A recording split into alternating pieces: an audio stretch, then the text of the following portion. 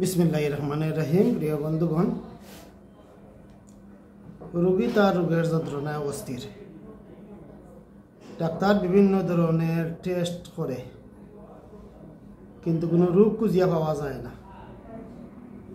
এই অবস্থাকে বলে ইরিটেবল বাউয়েল সিনড্রোম। তো প্রিয় বন্ধুগণ, ইরিটেবল বাউয়েল সিনড্রোম এই রোগীর স্টোমাক ডিসঅর্ডার থাকে। হঠাৎ করে পাতলা পায়খানা হয়, হঠাৎ করে কোষ্ঠকাঠিন্য হয়, অনেক সময় স্টোমাক পেইন হয়, অনেক সময় পেটে ব্যথা করে, অনেক সময় পেটে ব্যথা করে, অনেক সময় পেটে জ্বালাফুরা করে, অনেক সময় রেকটামে ব্যথা করে, অনেক সময় মাথা ব্যথা হয়, ইত্যাদি ইত্যাদি বিভিন্ন ধরনের প্রবলেম শরীরে সৃষ্টি হয়। তখন রোগী ডাক্তারের কাছে যায়, ডাক্তার টেস্ট করে, ultrasonography, x-ray, ECG, blood test, urine test, সব ধরনের টেস্ট ডাক্তার করে, কিন্তু কোনো রোগ খুঁজিয়া পাওয়া যায় না। তখন রোগী আবার ডাক্তার পাল্টায়, এরপরেও কী অবস্থা, আবার ডাক্তার পাল্টায়, এরপরেও কী অবস্থা। এমত অবস্থায় রোগে অস্থির হয়ে যায়, মৃত্যু ভয়ে কাতর হয়ে যায়। ডাক্তার কিন্তু কোনো রোগ খুঁজিয়া পায় না, বিদায় কিছু ওয়ান টাইম মেডিসিন দেয়, ঘুমের ঔষধ দেয়, কিছু ভিটামিন দেয়, এদিক সেদিক করে করিয়া সময় পাস করার চেষ্টা করে এবং রোগীকে সান্ত্বনামূলক কিছু বাক্য দেয় আর কিছু প্রত্যাবর্তের কড়াকড়ি বাধা নিষেধ দেয়। এতে মোটামুটি রোগী কিছু একটা উপশম পেলেও তার পূর্ণ সুরাহা হয় না।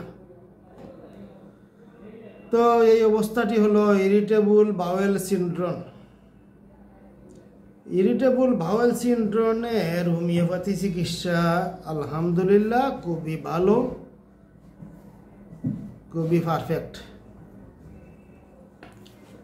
তো যদি ইরিটেবল বাউয়েল সিনড্রোম নিয়ে কোনো রোগী আপনার কাছে আসে, তাহলে হোমিওপ্যাথিক ম্যাটেরিয়া মেডিকায়, হোমিওপ্যাথিক রেপার্টরিতে বিভিন্ন সাফটার, মাইন্ড সাফটার, স্টুল সাফটার, স্টোমাক সাফটার, অ্যাবডোমেন সাফটার, এই সাফটারগুলায় ইরিটেবল বাউয়েল সিনড্রোমের অনেক মেডিসিন দেওয়া আছে। সিমটোমেটিক হ্যানিম্যানিয়ান ফর্মুলায় সিমটোমেটিক মেডিসিন, যে ফর্মুলায় হ্যানিম্যান ব্যবহার করে গেছেন ডাক্তার কেন, ডাক্তার হেরিং, ডাক্তার নেস ব্যবহার করে গেছে, যে ফর্মুলায় ডাক্তার রবির বর্মন স্যার এই মেডিসিন ব্যবহার করতেছেন, ঠিক সেই ফর্মুলায় সিমটোমেটিক ঔষধ ব্যবহার করলে ইরিটেবল বাউয়েল সিনড্রোম খুব সুন্দরভাবে সেরে যায় আলহামদুলিল্লাহ। তো দুই একটা মেডিসিনের সিমটম একটু বলে দেই কীভাবে ব্যবহার করবেন। এই ইরিটেবল বাউয়েল সিনড্রোম যদি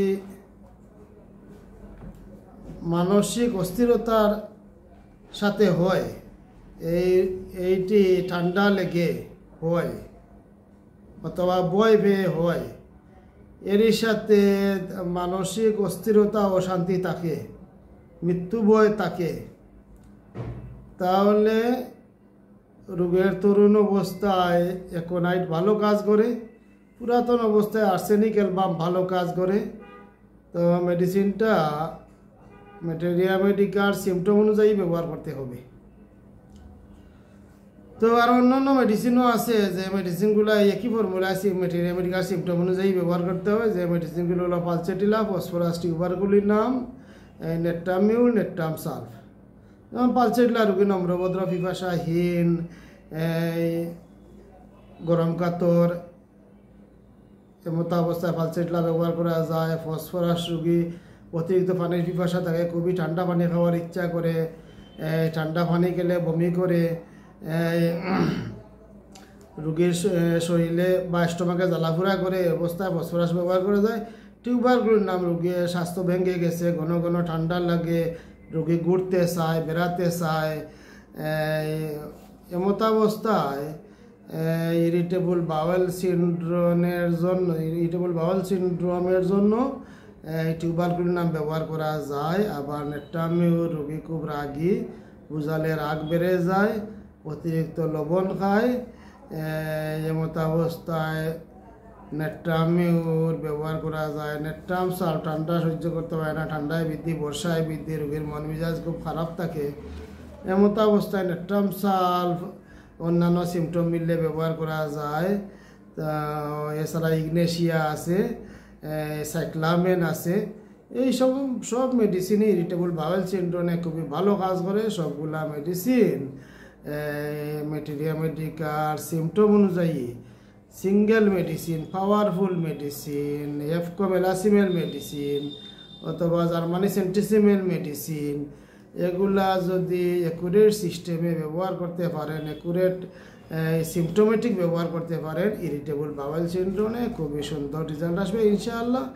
তো প্রিয় বন্ধুগণ, সবাই ভালো থাকেন। ইরিটেবল বাওয়েল সিন্ড্রোম নিয়ে হালকা কিছু কথা বললাম, পরবর্তীতে সময় সুযোগে আরও কথা হবে ইনশাআল্লাহ। সবাই ভালো থাকেন। আসসালামু আলাইকুম।